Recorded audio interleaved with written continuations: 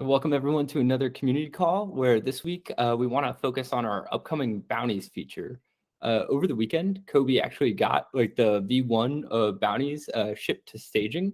So we saw like the first version of it and it's looking like really good. One thing is it's like kind of a complicated UX.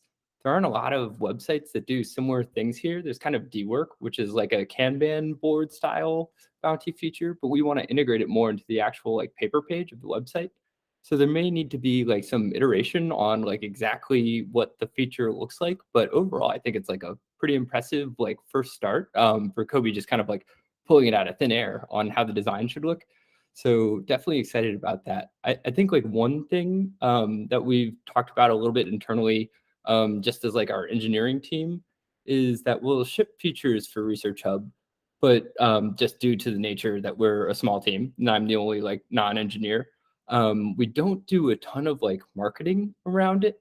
So sometimes like we'll ship features and they won't like have like adoption kind of immediately, just like, any kind of product, like you have to let people know it exists for people to want to use it.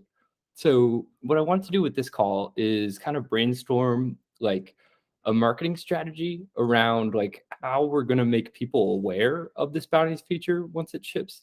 I think one piece of context here, to me, I'm like very, very excited about this because like one of my like core theses like from like a decade ago when like I first started to think about this as a PhD student was I was running experiments and I would have like 45 minutes of downtime, like while a gel ran or something like that. And I would just be on Reddit, kind of like looking at like hockey scores or just like random stuff. And if I had the opportunity to make like $5 for like sharing my expertise online, I would have totally done it just to like go get dinner or something like after work. And so I think we're finally getting to the point where like we're getting close to that, where you'd be able to, in theory, like as a grad student or something, like trade your time for like financial value that you can then, use to go get dinner or something. And so to me, I feel like we're finally getting to the point of like financial value transfer on Research Hub. So I think there's a lot of promise here. And you guys correct me if I'm wrong, but I think there are a lot of scientists that would appreciate like another like I guess side income stream. So the first thing that I wanted to do was think about like who is the target user? Like for maybe the first like 3 months of this bounties feature, like what does kind of like a character sketch of both like who's going to be creating the bounties and who's going to be like actually creating content to fulfill the bounties. And then once we kind of nail down that, thinking about how do we get in front of those people and like, I guess like pitch the value prop of, hey, earn some, research coin for sharing your scientific expertise. So yeah, to get started, like thinking about like who are the people who are going to like create bounties on Research Hub? Jeff?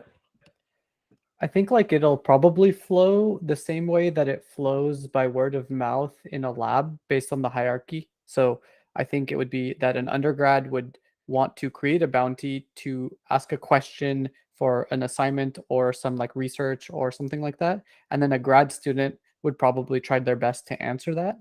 And then likewise, you'd have a grad student post up a bounty for maybe a little bit more complex of a question. And then you'd have like a early career like PI or like a postdoc that would answer them. And then I think you would probably have a grad student, postdoc, or early PI putting up requests for peer review, probably for like a preprint. And then you have people at the equivalent level as kind of like a horizontal input, give input on like as a peer review. So they would answer that bounty with the peer review. That's kind of how I see the flow of that. Okay, so that makes sense. So we've got like a couple of different kinds of bounties. In theory, like question and answer and peer review. So yeah, I hear what you're saying, where it's like the questions will come from less experienced scientists to more experienced scientists, and kind of the same for peer reviews. Does yeah, I guess one thought I have about the undergrad, like, do they have money to spend on this?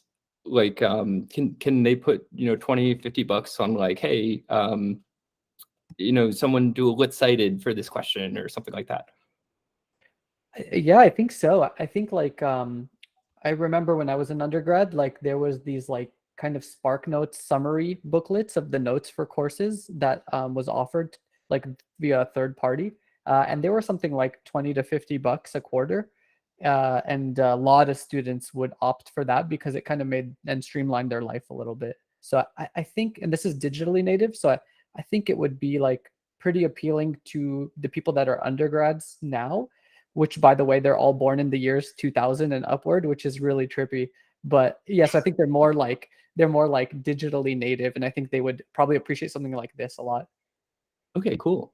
So undergraduate science student is someone who would want to like create a question. That's a good profile. Nathan? Yeah, that's interesting because I was thinking of a completely different opposite stream where the more experienced members of academia would offload their work to someone less experienced, right? So the other way around. So the PI would be like, okay, so that's a simple task for 5 people that doesn't need my attention, right? I could request this bounty to be done by some random grad student, basically. The reason I'm thinking that is because creating tasks surprisingly requires a certain degree of experience and motivation and organization. That's why I'm thinking the more experienced people will have easier time coming up with the tasks, right? Because it's not a trivial activity in my mind. So this is awesome. Like defining like who the potential customer is and why they'd want to use it. Because when we pitch it, the pitch to the undergrad will probably be very different than the pitch to like the postdoc. So yeah, thinking through the logic here, like I think both are reasonable, and then we can test out, like cold emails to people and like see what actually gets responses. That's another good one. Yeah, I think it mostly like depends on the nature of the like the bounty that's being proposed, because like if it's something where it's like information based, where like they're just trying to like garner information about something, I think it might be like a more bottoms up. But I think if it's like a task based, it's gonna be more top bottom. The undergrad suggestion is interesting too, because just randomly I saw on Reddit the other day, it was like some undergrad science writing club that wanted to pay people $100 in order to like do like articles about different, like layman summaries about different research articles. So like I think there are a lot of like little science writing organizations that we'd be able to reach out to and say like, hey, like if you want to earn money for creating science content, here's like an opportunity to do that. Yeah, and $100 is, kind of a lot, or would have been for me when I was in undergrad. Yeah, I also see a benefit for maybe smaller labs. As an undergrad and as a postbac, I was in larger labs that always had postdocs that were available for like the grad students and undergrads to like go to. But throughout my whole PhD, I was in smaller labs, and like postdocs are actually like very rare, like in our department. So I could see a benefit to labs that can't really afford a postdoc, but might need to outsource to a postdoc for like a single project or something like that. Okay, cool. And would that be, do you think like a PI? Like who's the person that we would want? I would assume that would be like a PI, like maybe a PI and a grad student, or a couple of grad students could realize that they could use the help of a postdoc, or like, the PI can't really get involved, but the grad student could be like, hey, like, I could use like some help from somebody who has a little more knowledge. So maybe the PI would front, a few $100s or something to get that for like a whole project, and that person might get authorship, who knows, but that's just something I actually just thought of this now with what Jeffrey was saying, but I realized that it could be a benefit for smaller labs that have some discretionary funds, but not like a lot. And it also could help postdocs supplement their incomes, and postdocs have really, really crappy incomes and a lot of skills. Totally. And so this would almost be like a consultant of sorts. Like you want, I guess so, yeah. Okay, cool. Yeah, no, and great. postdocs could even like sign up. We could have like a, this would be later on, but we could even have like a consultant sign up ability. Like if you want to be contacted for that, we could send bounties to your feed. Who knows? But that's something that we could maybe think of developing. Yeah, so just a little bit of context. Also this weekend, something I saw, Collab Tree, which is sort of like a scientific freelancer website where you can hire, PhDs to do random tasks on an hourly basis. They earned a portion of a $175 million contract from NASA to help them like source. Wow. Yeah, so there's money in that. There's actually probably a lot of demand for something like that, like putting out projects and having people come in to fulfill them. So that's a great idea. Malik? I mean, as far as the tasks, like in medicine, I can think of like two things that would really help. Is one is statistics. Like for any data that you have and you want to form a hypothesis and run the numbers. I mean, medical professionals can always appreciate some expert statistician who can do that task for them, and more so, like also make sure their hypothesis is in line with what they're trying to like what they are concluding and stuff, and they're not doing forming the hypothesis after getting the data or vice versa, something like that. That's one. And then second, for like review articles and some of the scientific like textbook chapters and stuff, like just medical writing can be appreciated, like where some people just have good skills with writing, with references and stuff, and physicians can really appreciate that in medical research. Yeah. Okay, cool. So just thinking about like kind of how we structure this, do you think that these physicians would be okay with having like the statistical help happen in the open, or is it something that needs to be private behind closed doors because it's contributing to a future publication?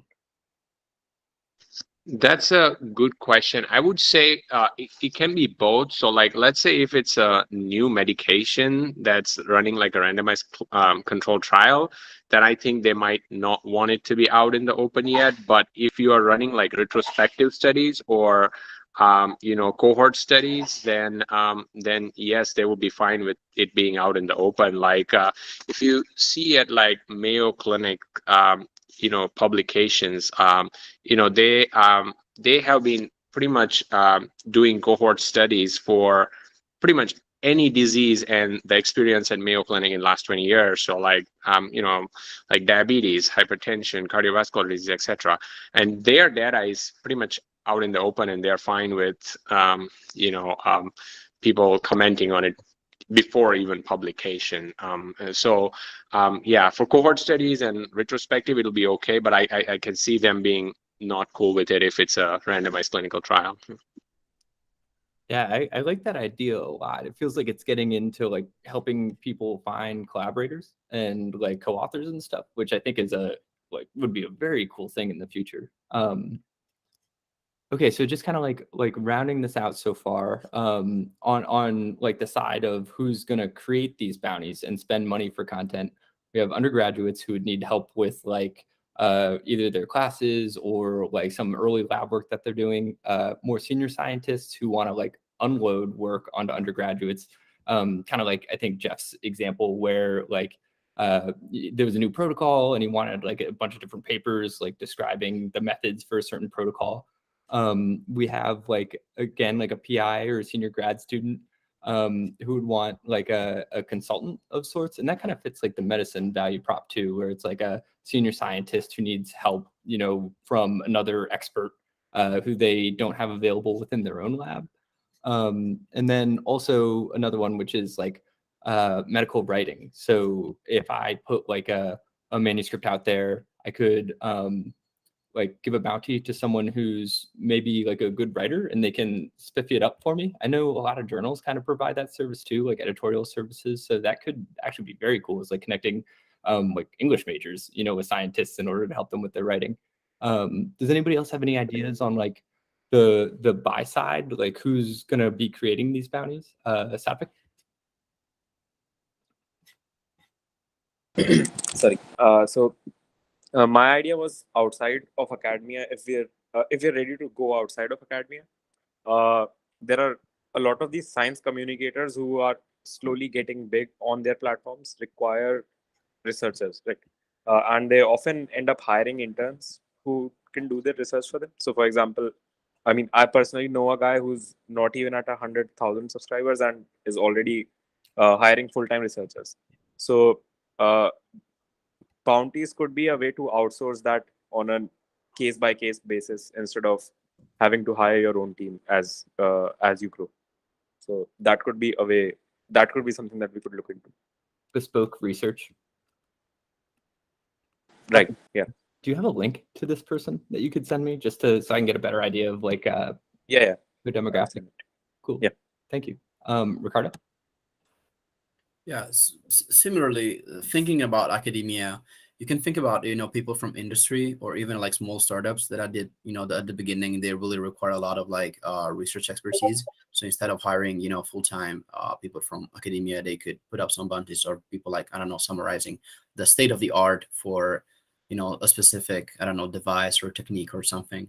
So I see a potential buy side from people from industry in here.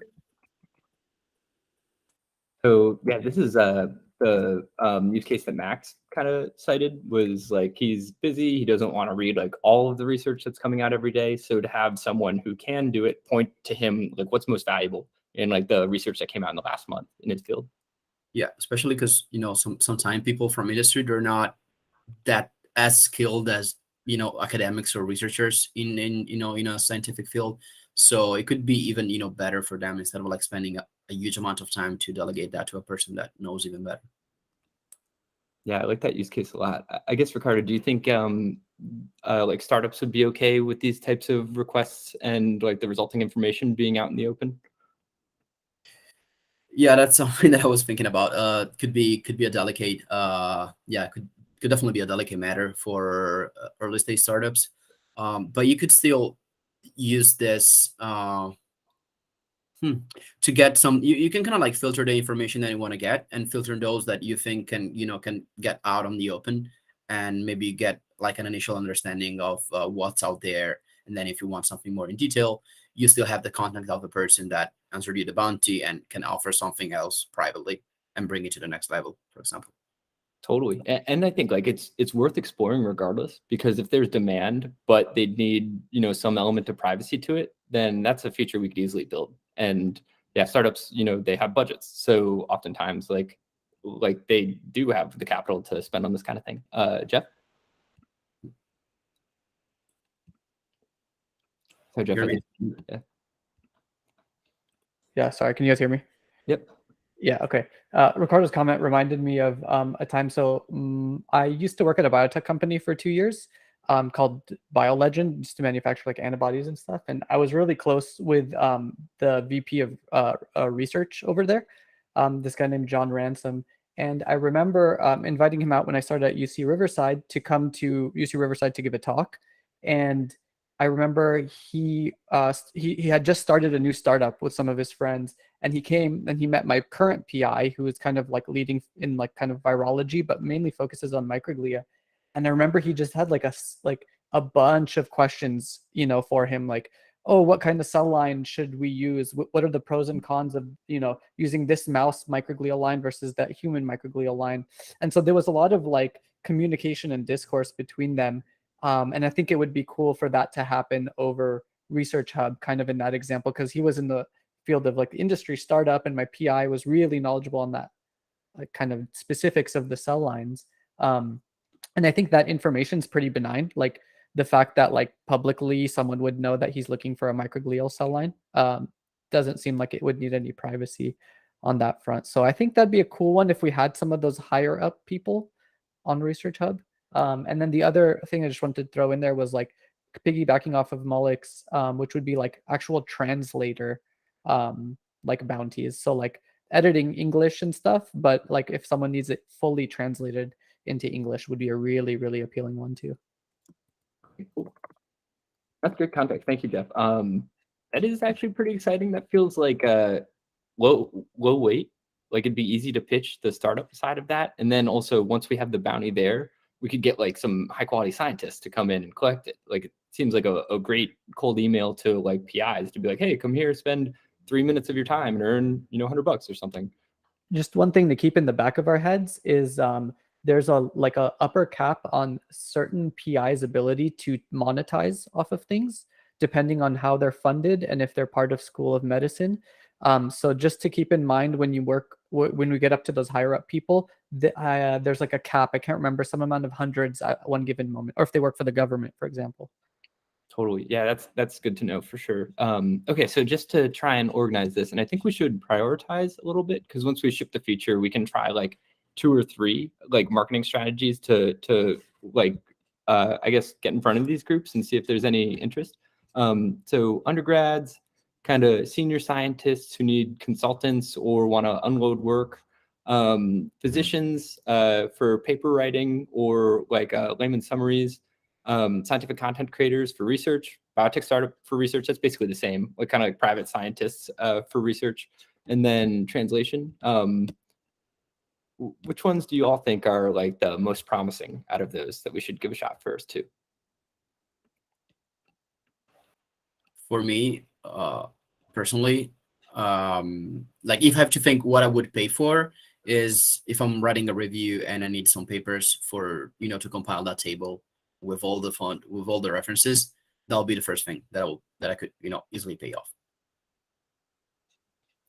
So that's kind of like the senior scientist unloading like their work to someone who can. Yes. Like, I don't know, postdocs that has to write a lot of papers and maybe has to write a review because that was demanded by the PI, but they also have to do lab stuff and they also have to coordinate the graduate students. If they could unload some of that work, that'll be a huge load off their shoulders. Cool. Yeah, anybody else have any thoughts?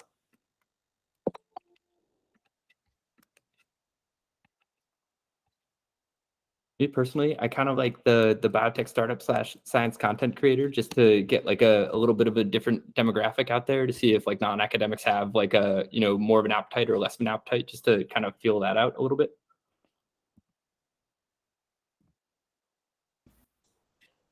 I like both of those actually. I'm on board with both of those. The reason I first mentioned the undergrad one because I kind of surveyed an undergrad from my lab that's working under me on whether or not she would use this specific feature.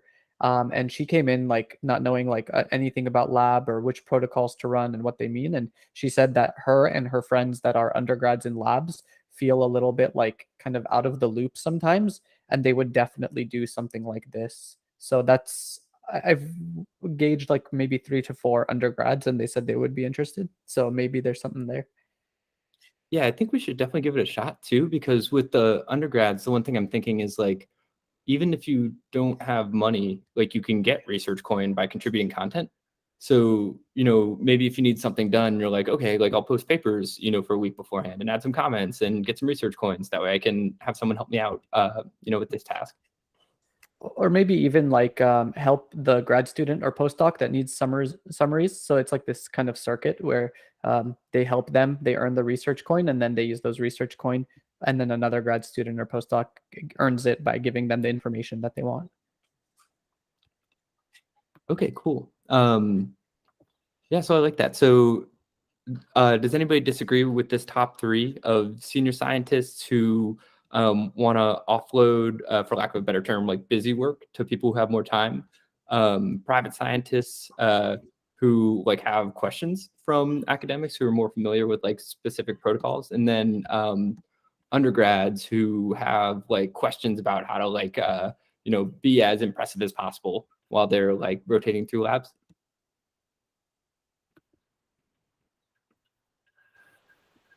Works for me. If I can put another one in the bucket that just like came to my mind, if you can sort of like value the time of a experienced postdoc in terms of like using some specific machinery. Like for example, I had to learn how to use a really complicated machine, and my postdoc had to spend a lot of time teaching me how to use it. If they could make a video and kind of like monetize out of that, that could be another like really interesting use case in this regard. And the matter here is just evaluating how valuable it is, the time of a postdoc registering that video and putting that up on the website. Yeah, totally. And like with new iPhones and stuff, I feel like it's like pretty easy to make videos. So that could be like not that much time spent in production for someone to like share kind of how they interact with different I guess, protocols. Cool. Yeah, so thinking about the other side of the marketplace here, like if I'm a senior scientist who's unloading work, would that's still like kind of academic labs, right? That we'd be reaching out to I guess create the content.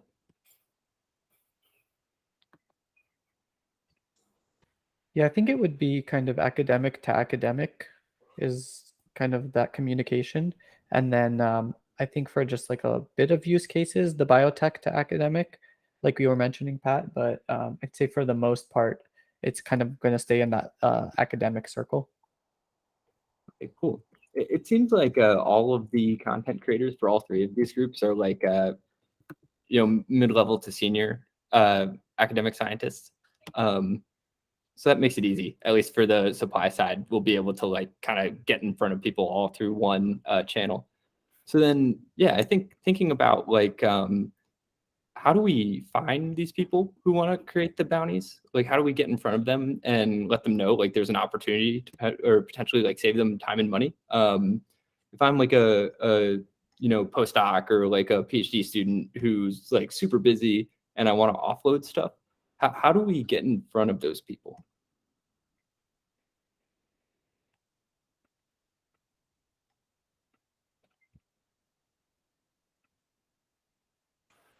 Is there any big forum that, I don't know, academics use, people from academia use? I'm not familiar with those, but maybe there's a big forum where scientists discuss research.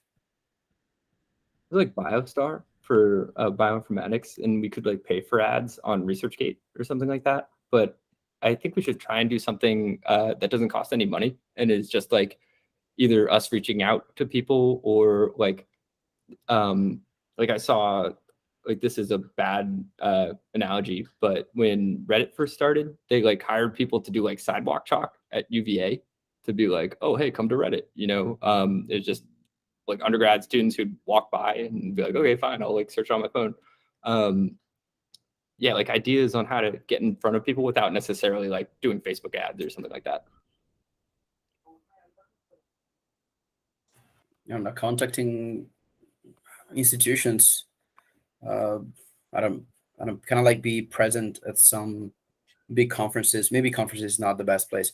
Maybe the cold emailing kind of thing could be a good idea. Are you too overwhelmed from the work that you're doing in your lab? Do you want to offload some of the work? You know that on ResearchHub you can create bounties and ask other people to do not like really the work for you, but kind of like help you in what you're doing. The cold emailing one could be an initial start and see how it goes from there. And maybe try to do something through institutions. Would cold emailing actually lead to that many people though? I feel like we've been doing that. I don't know. I mean, I'm not saying that we should do it, but it seems like maybe we should have something with a little bit more scale. Because I mean, researchers, it seems like, don't react to most emails, right? So I've had a lot of success with cold emails in the past. I think it's a lot of how you phrase it. Like if it's a marketing email, people will ignore it. But if you make it clear you're a real human being who's like looking for feedback, not necessarily like trying to sell something, but just being like, hey, we're building this thing because we want to like, make your life easier. Like, do you mind hopping on a call with me and like letting me know what you think about this idea? Then people are like really trying to help out a lot typically. So it's all kind of like in how you phrase it and who you target in theory. In the past, that was sort of my point though, because you're talking about doing something like that and then getting on a call and talking to someone. Is that something that we can do to get like a large amount of people actually using? Are we not looking for a large amount of people? Do we just want to see if there are a few people who would use it to get answers for those kinds of questions? Because if we're just looking for like 5-10 people, maybe cold emailing is a good idea. Yeah, I think it could start off really small. That it's like this bounties feature, as we've gone over just in the last like half an hour, there's like a bunch of use cases. And so like we'll probably end up getting one or two of these use cases that actually works really well and like figuring out how to scale it up. So yeah, I think it can start with like, like getting 10 people on a call And then like maybe 3 of them are like, this is the dumbest thing ever. Why are you doing this? 5 of them are like, oh, cool, good for you. This is great. And then maybe 2 of them are like, oh, let me tell my friend about this, and like maybe we'll do a bounty. So it takes a lot of, it's like a heavy lift. Like it's one of those things that's like, like Y Combinator says, do things that don't scale. Like it's unreasonable for us long term to be doing sales like that, but it's good initially to get people excited, put a human touch to it, and actually get feedback for kind of like on the right direction. Satvik? Could we maybe attract postdoc students by putting out bounties that they'll be able to do within like 10 minutes, but that will pay them irrationally large amounts of maybe RSC. So that could be a way of attracting them to the platform and getting them familiar with the bounties. And then we could tell them that, hey, you could also create your own bounties with this large sum that you've just won and like offload a lot of your work. That could be one way to do it. It's a great idea. That's a super great idea, because we could just get rid of the buy side and just have ResearchHub supply some of the initial bounties. And we could do it for content that like people might be interested in kind of viewing across the internet and share it around. So like maybe take this paper that's trending on a ResearchHub and create a Twitter thread out of it and win like 1,000 RSC for it. yeah, I like that a lot. So like our community would put up bounties for people outside the community to come and fulfill. And then, yeah, I like that a lot. Do you think it also would be good to create some sort of, not a referral program, but essentially hand out some RSC for people to specifically only use for bounties, and you can hand out them to those individuals who you have cold emailed, so you kind of already have an expectation of the level of the content they would probably provide? Yeah, definitely. So you're saying like when we reach out to people, if they're interested, then say, oh, hey, here's, $50 worth of research coin that you can use to create a bounty that you're interested in, just see if it works. Yep. That's another great idea. You could even have like a kind of like a cashback program at the beginning where people that creates bounties actually get some of those RSC in the bounty back once those are filled. Oh no, still ways to kind of like encourage people to create bounties. Something I was thinking about is, okay, let's say someone creates a bounty. How do we then make sure that that bounty gets answered? Would it make sense to start from a specific field where we know we already have enough people on ResearchHub to be able to fill that bounty? Talking about disciplines, scientific disciplines, because imagine we got people excited about the bounties, they put out the bounties, and then there's no one that could actually answer to them. Yeah, would it be reasonable to? Yeah. So smart. We should pull our editors beforehand and find out like who's interested in answering questions or like doing some of these like use cases, and already have people ready to go. So that way we can reach out to people who like we have expertise to actually help within our community. Yeah, that's super smart in targeting like specific fields of people where we already have the content creators.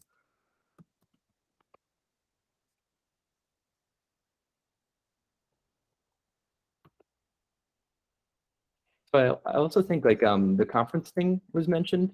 To me, that's actually kind of a good idea. Like I'd have to like look into which conferences we'd actually want to be a part of and maybe advertise that. But those feel like another like heavy human touch where we can actually show up and meet people and like put a human face to what we're trying to do and grab feedback in real time. Have you guys ever been to Which conferences are we talking about? We'd have to do research and figure it out, and probably kind of like what Ricardo was saying, like maybe there's like a sensors conference. Like if we have a bunch of sensors content creators, like we, target it to people where we could help the most. But I guess in y'all's experience, have you ever gone to a conference and seen like a commercial product and been like, oh, damn, I guess I'll use that now? Yeah, like some of the really big conferences. So like SFN for the neuroscience and AAI, which is the biggest immunology conference. There's like a giant section of like vendors. So like usually it's like biotech companies trying to sell you a device or like products or something like that. But I think like something like this would be nice and easy and light. It's not like a, hey, we want $50,000 to buy this flow cytometer. It's, hey, just come look at this demo, this like little 2-minute demo on the computer. If get involved to get a computer and hop on the website. Yeah, I think we could totally do it. We've been asked to like speak at like some kind of like field specific scientific conferences and pay money to like basically have it be an ad. So yeah, I think there's definitely potential there. We can figure it out. Mog? Yeah, I would just second to what Jeff said, that like at least at medical conferences of each specialty, there are like tons of vendors, and they come in all spectrum, from pharmaceuticals to medical devices to research organizations, to people who fund research and foundations. So I mean, we would fit really well, and like we can choose which specialty where to go to or help out. Some of the conferences have only like paid booths, but then some, depending on what type of organization you're representing, is not even like fully paid, or like some half paid or something like that. So yeah, that would really help get the name out there.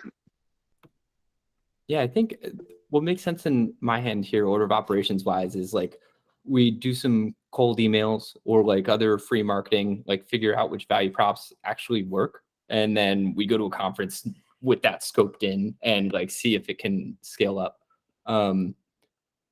Yeah, that's interesting. So one thought that Pat Wu had, which I've also had success with in the past, is like grad student organizations. It makes me think of like the science writing club that I mentioned earlier, like hitting up like kind of extracurricular organizations instead of like PIs themselves and saying, hey, like, do the grad students at your school, would they be interested in like fulfilling bounties, or do they have any questions they want to ask or whatever? Does that sound like a reasonable strategy to you all? I think that's pretty solid. I was part of the graduate student body at UCR, and how it would work would be there would be one representative, and I'm not sure if other universities have this too, where people can chime in if they do, but there's a representative from every department of every grad student or every grad program on campus, and they have one representative, and they all come and collect every month. And every month there's usually like some updates and like a pitch. Different people who want to make announcements can make announcements there, and usually that representative disseminates that information back to their entire department. So it kind of permeates its way through to all the grad students in the whole university. So I think something like that, where someone would go present like 15 minutes at this thing, would kind of make its way exactly to our target audience. Yeah, it's a great idea. Well, one thing this makes me think of is like when I was in med school, like you get emails almost every day of like, hey, show up to room XYZ because they have a pizza, right? And like there's somebody pitching you on something, whether it's like a club or like, hey, join like my like rotate through my lab or whatever. And so I wonder if there's something that we can set up eventually where like we pay people to host like events at their school and like throw a pizza party or whatever, basically like pitching ResearchHub to other people like in their own community. So that feels like a hand-to-hand combat technique that could scale up like pretty well if it's always makes its true. I love that. Like, yeah, I really love that. I think having undergrads host events for ResearchHub is a great idea. Cool. Yeah.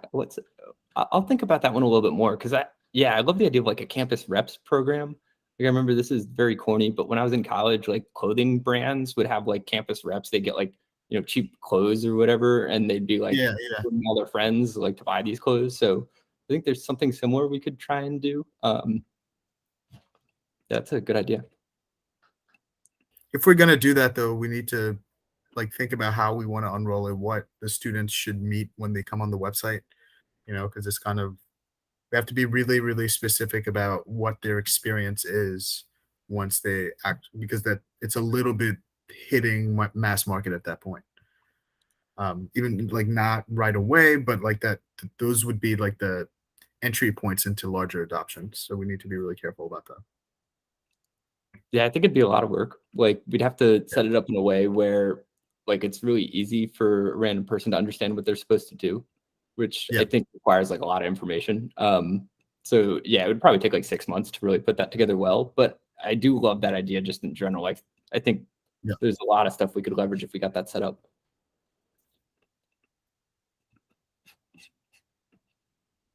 What about for like private scientists? Like if we want to like find startup-y people or like biotech content creators, like how do we get in front of them?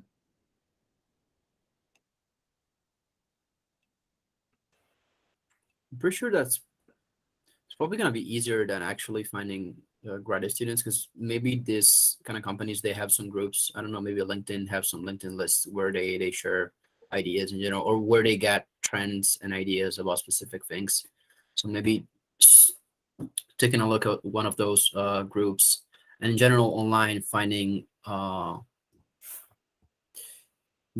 some forums where maybe they discuss this kind of things. They all do different things. Obviously, they're all different startups, but I think there's some places even where founders share their ideas in between each other. Maybe it's not even science related, but you could offer, like, we're offering kind of like a service, so it could be useful for a wide array of people. So maybe again, I think internet groups is where we probably want to be. Do we know, is there like a Y Combinator for biotech startups? Like something where it's like, hey, this could actually provide value to like this like social group where they're all kind of working on early stage stuff? I can look that up. There's Berkeley Biolabs. I'm not sure if they're still operating, but they were the main one in San Francisco. I know like a lot of schools will have like entrepreneurship centers too. So we could like try and find some cross pollination between like entrepreneurship and a graduate program. And like, I think those people would probably be interested. Safik? Yeah, I wanted to ask if anyone knew how the VCs that are specifically inclined in the biotech niche, how do they validate an idea? And if we know how they do it, could we probably reach out to them and do it for them? Because I think it would be the most concentrated market of all. Like we could directly reach the assistant or the person running it. I think that could be one way of sort of reaching all startups at once. So Safik, you're suggesting we like cold email biotech VCs and offer them this like kind of product that their startups could use, and maybe like give them some tokens, beforehand in order to like use the feature for free, kind of. Right. Yeah. Yeah, I think that's genius. That's a really, really good idea. Biotech VCs.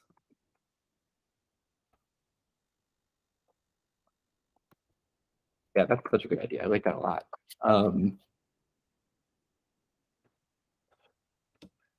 Cool. What about, I guess undergraduates is still kind of the same thing, like reaching out to like extracurricular groups, that kind of thing. Yeah, I think they might even be even more into like kind of like organizations and government student bodies and stuff like that. I feel like when you're an undergrad, you're trying to find your niche more than you are when you're a grad student. So they're always flocking to different things. So yeah, I think something like that makes sense for them too. Okay, cool. We offer the leaders of, whether it's an undergrad or a graduate student organization, ambassadorships, or well, I guess editorships. That might be a good incentive for them to do something like that. Oh, I do like that, because I think we have a couple of editors who are not like the most rigorously academically trained, but they're like self-starters, and I think like have marketed stuff like their own entrepreneurial endeavors in the past.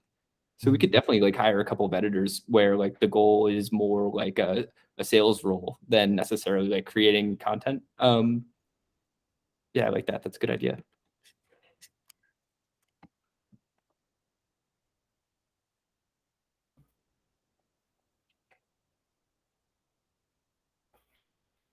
Any other like kind of overarching ideas on how we could potentially get in front of people for the bounties feature? What about visibility on ResearchHub itself? Is that part of the discussion here, or are you thinking about external ways?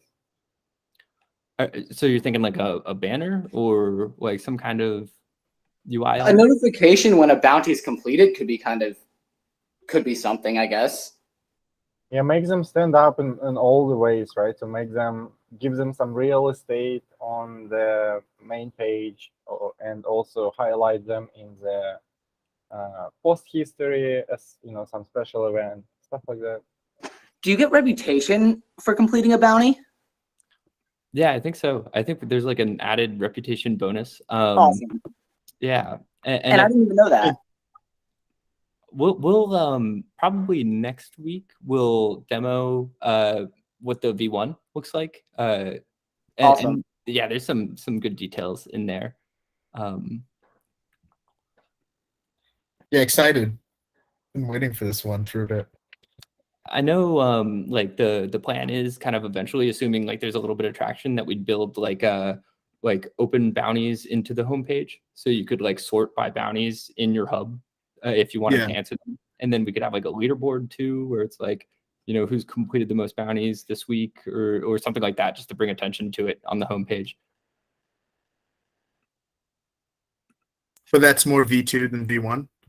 Yeah, I think so. I think the V1's just like the feature itself to get people creating content. And then the V2 would be like, in your profile page, you have a list of all the bounties you've completed. So that way you could like market yourself as the statistician who helps like academics, in dermatology or like, So you guys just plan on putting it there the same way you have like hubs or whatever, just putting it on like bounties, basically.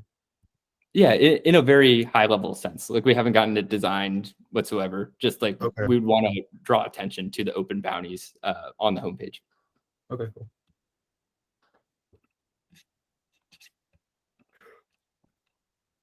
Another thing we can do, I guess, is like tweet through the main ResearchHub account. If there's like big bounties, we could like put them out there. Maybe probably not send emails. Probably a bad idea, but tweeting definitely. Yeah, I think so. With the right hashtags or something like that, making sure that you're like targeting the right sub niche of like scientists that want to do it.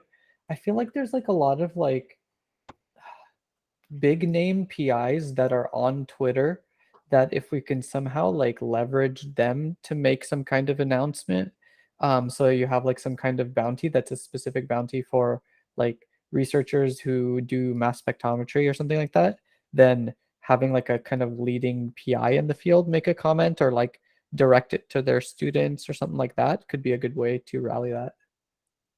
Yeah, one marketing feature we are building into the V1 is the ability to like automatically share a tweet, basically marketing your own bounty, where you're like, I've got this bounty up, come complete it. So yeah, we could definitely do something like that. I guess like to revisit the email idea, would you guys think it's spammy if, because we can keep track of like who's signed up for which hubs. So maybe there's a bounty in like, the biotech hub. Maybe like once a week, there's an email that says like, hey, here are the open bounties. Like, are you interested? I don't think that would be spammy at all. I think that's a great idea. Okay, cool. Yeah, once a week, the digest and plus the bounties would be great. I would say probably twice a week is good. Like in a recession, making sure people are reminded that there's an opportunity for them to make money. Not very many people are going to be annoyed by that for the most part, I would say. Okay, nice. Especially if it's excuse me? That's good to know, because I'm always hesitant to send emails, but if there's value in it, then I think we have a lot of people signed up, so that could be a good way to get in front of a lot of people.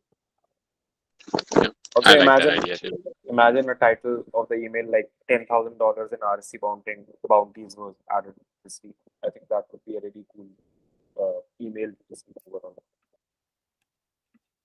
That's great to know. Yeah, that's good context. I'm always scared, but it's good that you guys see value in it. That's not going to be annoying people.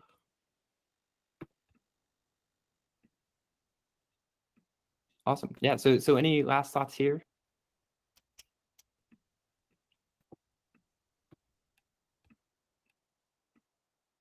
So I guess the last thing to go over is like we've got this initial version working on staging, and so Kobe wants to host on either Thursday or Friday, or we can schedule it whenever, for 15-minute to half an hour user studies.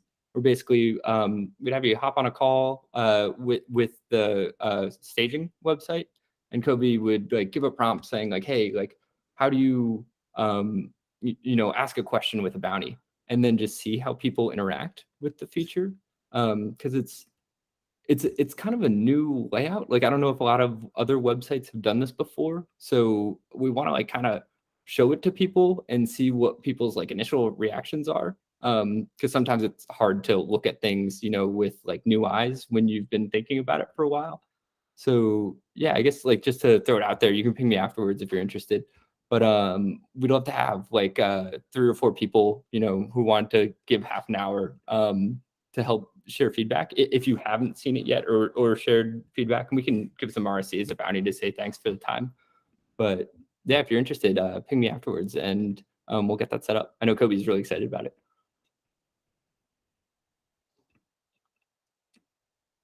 Cool. Yeah, so that's all I had for this call. With the last like 5 minutes or so, does anybody else have any topics they want to bring up? Or Ricardo, anything for SciCon that we can like help direct people towards? Yeah, not much. I can probably say that we are getting increasing interest, and we're getting more registrations, both as audience and registering for the competition. So that's really great. We're also finishing our lineup for the speakers. So that's a really, really great point that we're putting this all together. But yeah, I don't have anything in particular. Maybe the only thing is, just a quick reminder, we will do we'll kickstart the competition this Friday. We have actually extended the possibility to register until after the 15th, because maybe someone joins the call on the talk on Friday, they realize, okay, maybe it's not too hard to participate in the competition and they want to join. So we basically extended the deadline. The registration deadline is now basically the same as the submission deadline. So you have the submission deadline on the 22nd. So if you can register also on the 21st, but then you'll have like 1 day to put up your submission basically. I think that makes more sense. Sorry? I think it makes more sense to do it that way, honestly. Yeah. I've thought about it for a while, honestly, and Patrick today told me the same. So I was like, okay, let's do it. Let's change it. So we're giving more time to people. And yeah, that's pretty much it. I don't have much more. One other thought I had, Ricardo, is like I think there's a possibility that people will submit content without registering. Like they might just go to the website. Are we able to like I guess like incorporate people if they're not registered and they've like posted something anyway? We could do that. So in order to submit the content, you have to know that you have to submit it to the right hub. So you have to have you definitely read the rules, or at least watch video. So in that case, probably people would have also registered. But yeah, obviously, like if we find a submission in the in the SciCon hub and that person is not registered, we can put that person in with no troubles. Obviously, yeah, absolutely. Another thing we can do is like if we make a post of the video, we can pin it to the top of each hub. So if people just show up to the hub, they can like see instructions kind of like at the pinned top post on how to contribute. Okay, so that's a long. I was planning to. Yeah, that's a really nice idea. So I was planning to do shorter Loom videos where I go through the registration process, the ELN, and so on. I just didn't have the time to do so because the Loom video that we have on the Wix side is pretty long. It's like more than 3 minutes. If you think that's still worth it, we can pin that on top of the hubs. Otherwise, if you think it's better to have a shorter version, I can get to it and register a shorter video still with my Italian accent that I think is pretty awesome. Yeah, the Italian accent is money for sure. I think either way works. I think there's just a lot of potential for like once it actually starts and content's being submitted, like people will share it. And then just if like a friend shows up to the hub, like just an easy way to understand what's going on, I think is worthwhile. Okay. Either video would be good. Okay. Maybe there's also some technical constraints. I don't know. I should probably ask Kobe as well, because I don't know what it would take to put up a banner with a video. But I think it's not going to be a big problem. So okay, I'll give it a thought. Cool. Yeah. So just a couple minutes left. Any other final thoughts here?